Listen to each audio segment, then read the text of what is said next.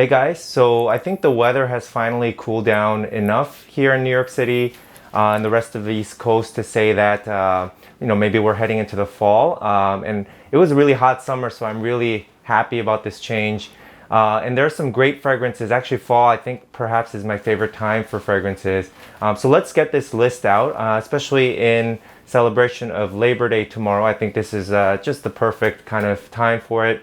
So I have 10 fragrances, both designer and niche together.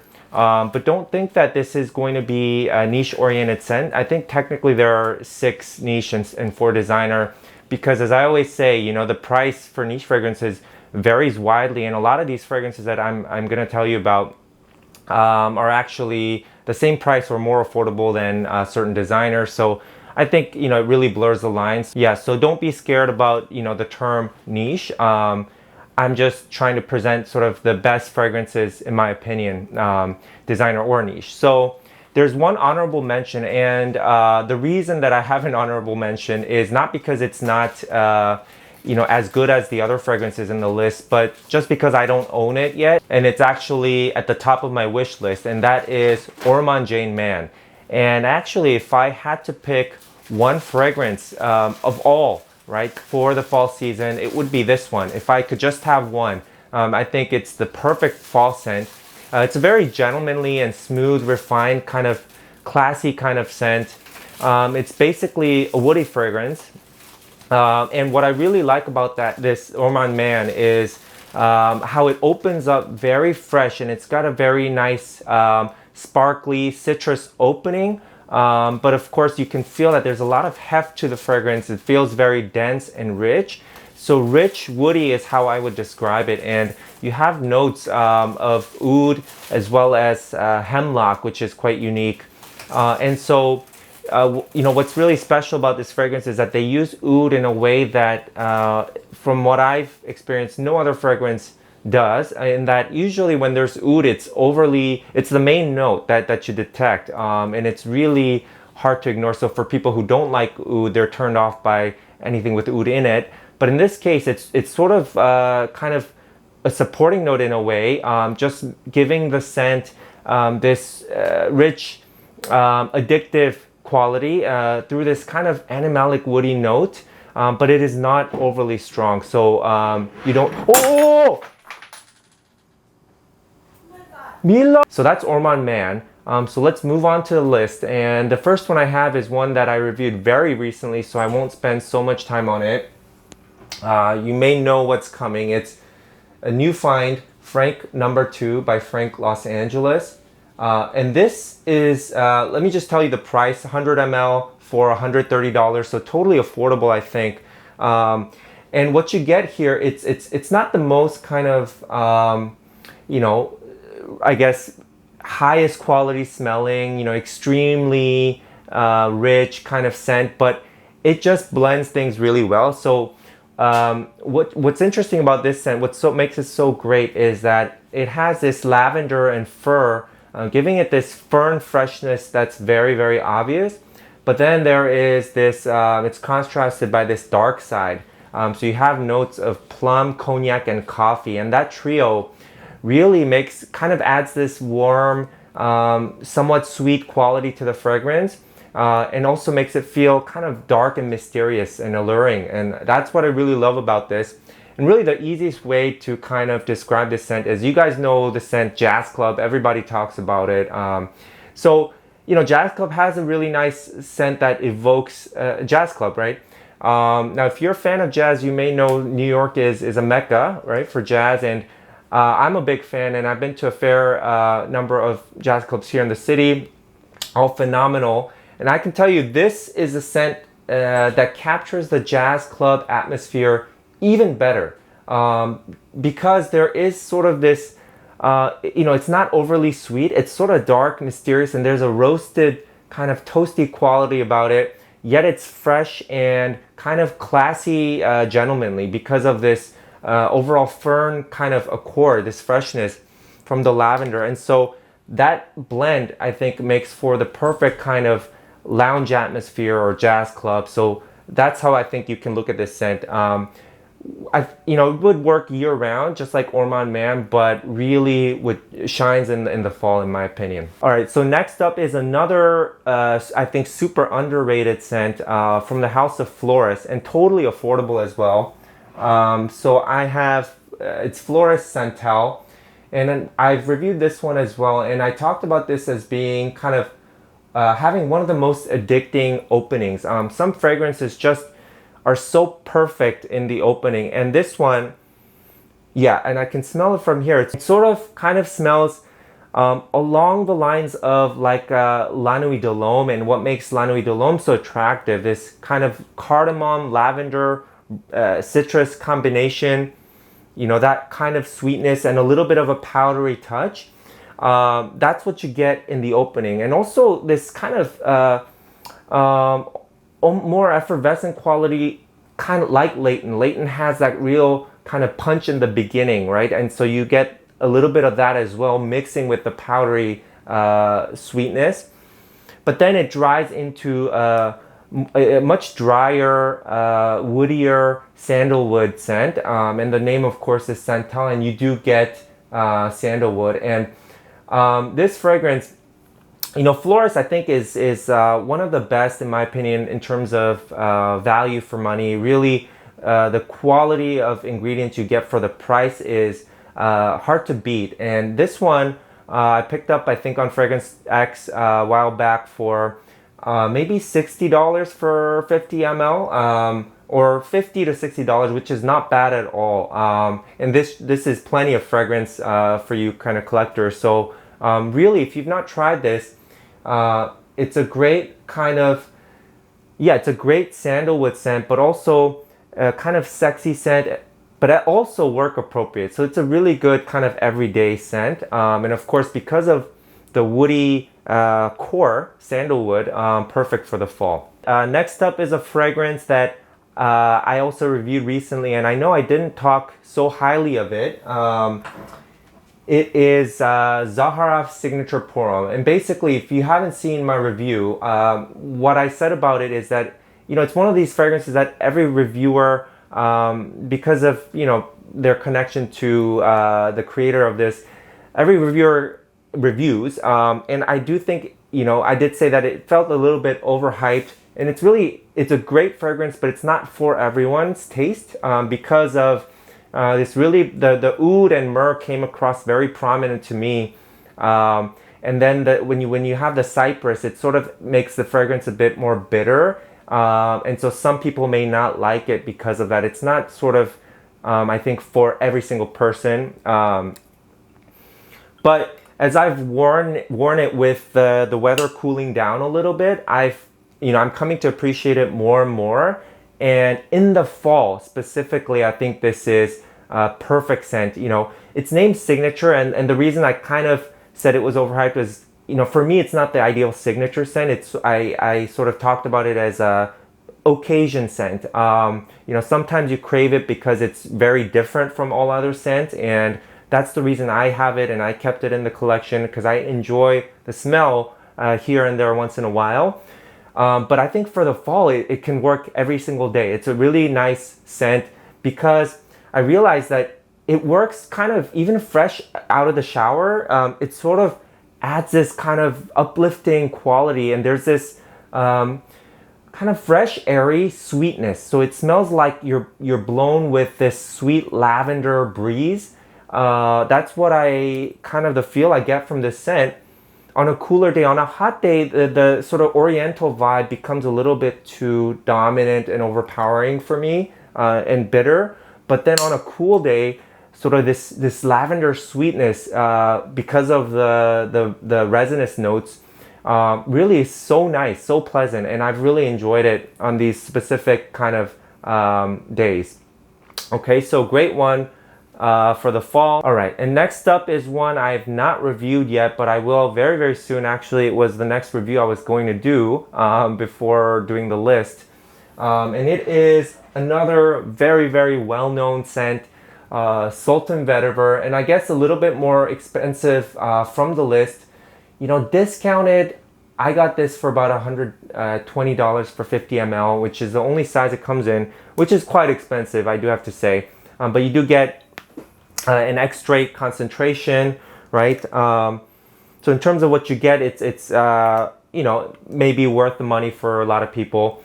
So here, you know, my favorite vetiver scent always used to be Frederic Malle's Vetiver Extraordinaire, because it just does a very easy to like, kind of well balanced scent and a good kind of dose of citrus, done in a way that's very smooth and so luxurious smelling. Now this one I think is more true to the note of vetiver, and that's why I placed this one on the list.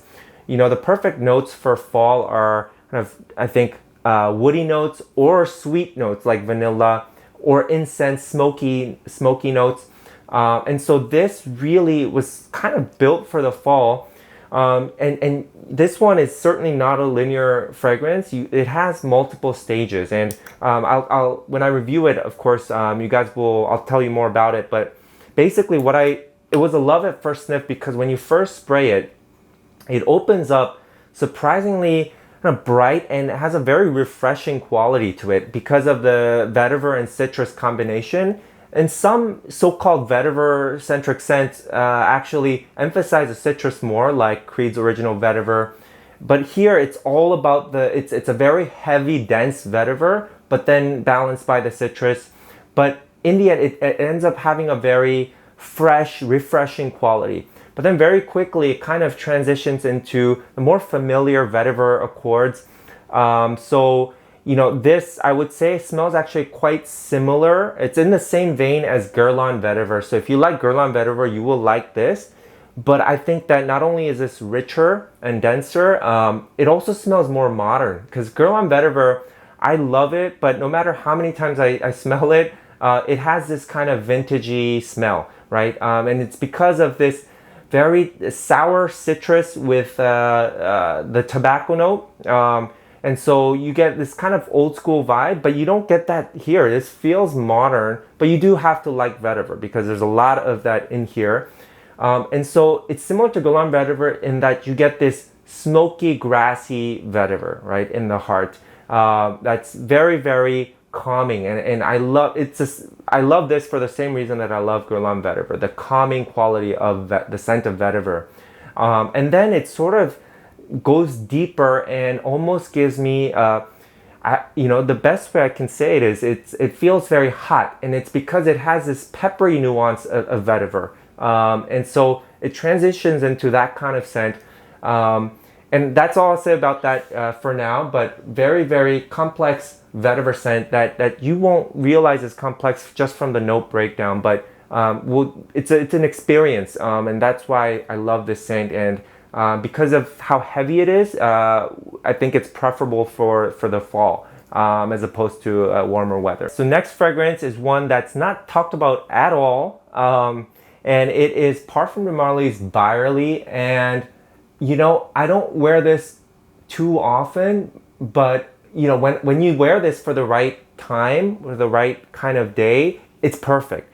The best way, you know, you have notes here of like Gaiac wood cedar, vetiver in the base, and some bergamot and cardamom. And cardamom is a really, really kind of prominent note here. So the best way I can describe this is it lacks a lot of your familiar sweetness, like, you know, notes like vanilla, that kind of really mass appealing sweetness this doesn't have. It has a more of, if any sweetness at all, it's from the cardamom. What you get instead is this smells pretty much like burning wood in the forest. That's the best way I can describe it. It's a very kind of actually an understated scent, and I don't think that it's going to offend anyone just because it sort of it's kind of like, it's very strong and long lasting, but it doesn't, it's very rounded. There's no kind of sharp quality about it.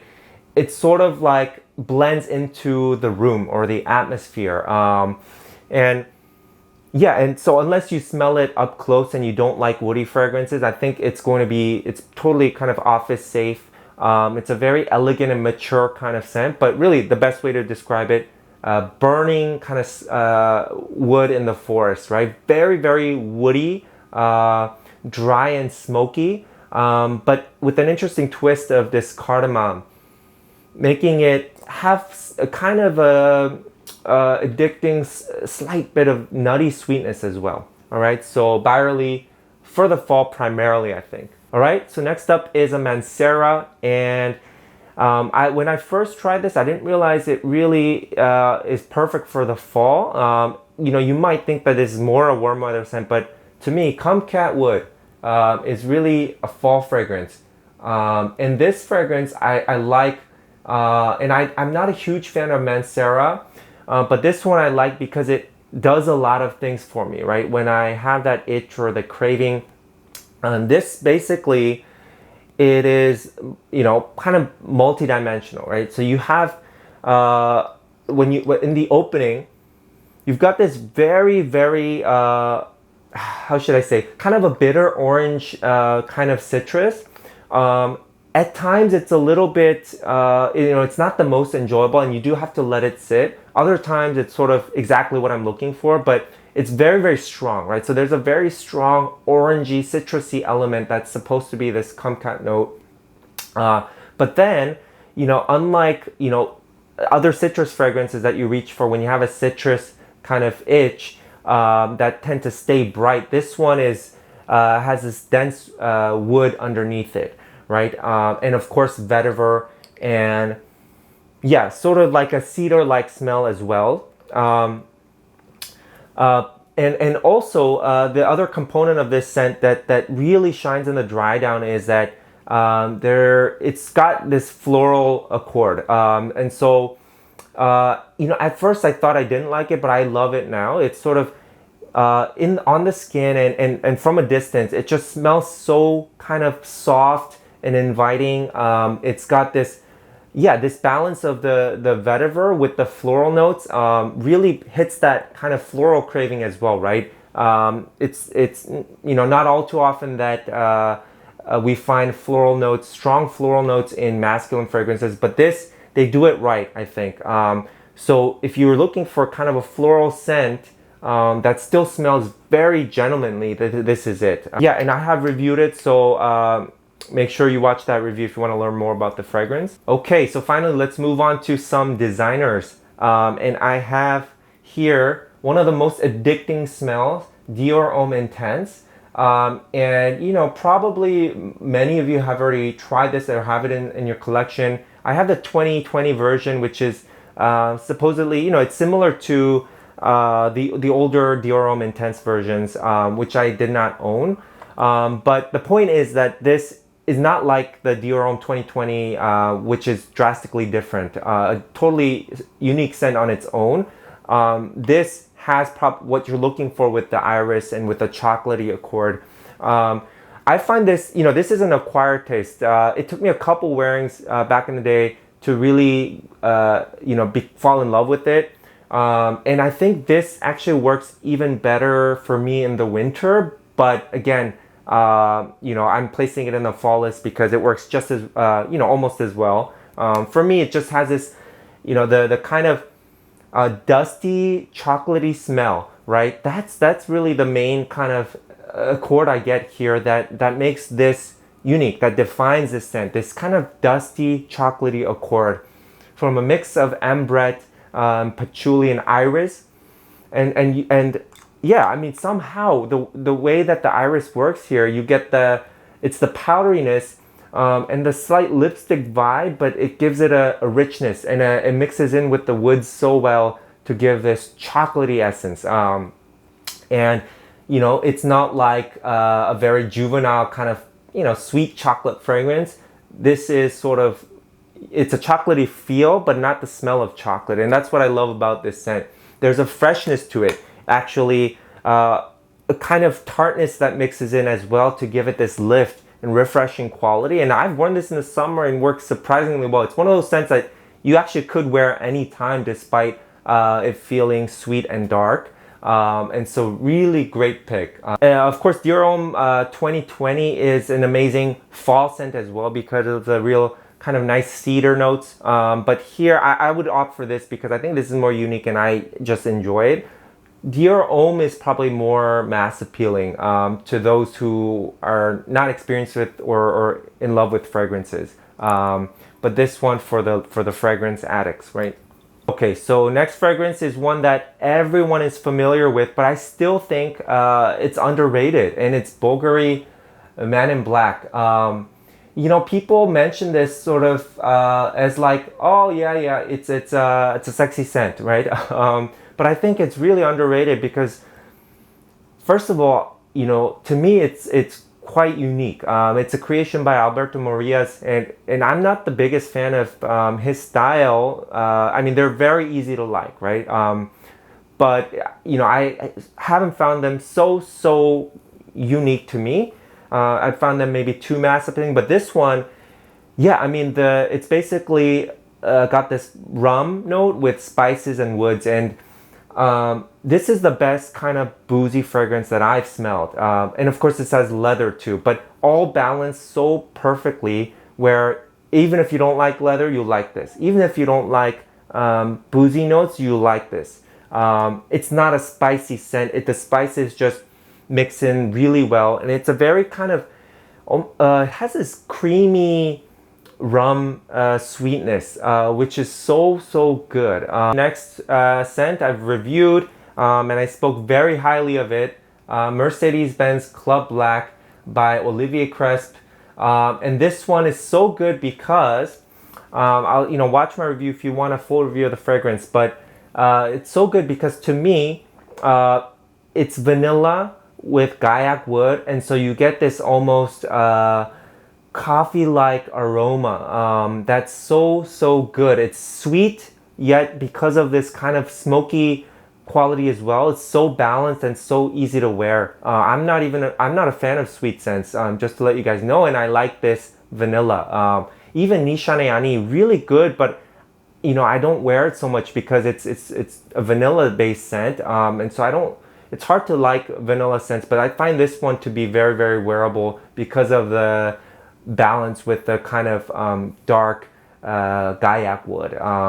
Not bitter in any way, works perfectly with the vanilla, creates like a very smooth and easy to like scent. Finally, we're at the end. The last fragrance of the list is John Varvatos Vintage, and I have yet to try the original Varvatos based on some recent comments, people who suggested it, so I will try that. But this one I discovered this year and really liked it.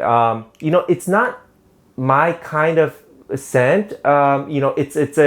It sort of evokes a certain image, right? It's a bad boy scent, which is not typically something I gravitate towards. But this is kind of a bad boy scent in a leather jacket. And probably the one of the scents that really best captures that image, because you have this suede leather note. Okay, so there is this leathery feel, and then there is rhubarb and quince, giving it kind of a fruity, tart sour fruity smell that balances all this out. And it's probably one of the fresher and easy to wear scents on this list. And there's just a little bit of enough sweetness here, but it's sort of, and on top of all that, it kind of has this, it's exactly like the bottle looks, right? Like almost like a flask, right? Like a, whiskey flask that you might carry, like cowboys might carry. So it has that, it's kind of like the cowboy in a leather jacket who, is drunk, right? He's already like had enough drinks and he's kind of smelling of that alcohol. That kind of, real masculine scent, super masculine. So if you like masculine fragrances, I think this is very wearable, and I think I think other people will enjoy it as well. So great scent, guys. All right, so that's the whole list for you. Hope you guys enjoyed it. I have some reviews coming up. See you next time. Bye.